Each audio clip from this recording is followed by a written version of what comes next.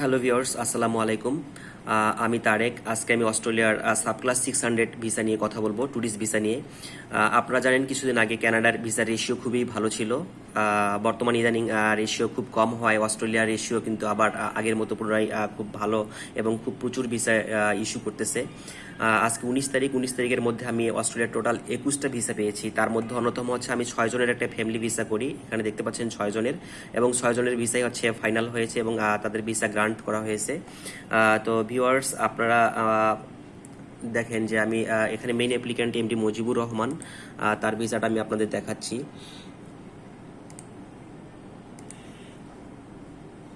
এখানে আমি তাদের অ্যাপ্লিকেশন সাবমিট করে হচ্ছে 8 জুন 2024-এ, 8 জুন 2024-এ, এবং হচ্ছে তাদের ফাইনাল ডিসিশন চলে আসছে হচ্ছে 8 জুন 2024-এ আমি অ্যাপ্লিকেশন সাবমিট করি, এবং হচ্ছে 19 জুন 2024-এ তাদের কিন্তু ইমিগ্রান্ট নোটিফিকেশন চলে আসছে। তার মানে হচ্ছে তাদের ভিসা হয়ে গেছে। আমি 6 জনের ফ্যামিলি ভিসা পেয়েছি, 6 জনেই হচ্ছে ট্যুরিস্ট। তো ভিউয়ার্স, আপনাদের প্রফেশন অনুযায়ী ডকুমেন্টস কি হবে তা জানতে অবশ্যই আমাদের সঙ্গে যোগাযোগ করবেন আমাদের নিচে দেওয়া কমেন্টস বক্সে, এবং আপনারা চলে আসেন।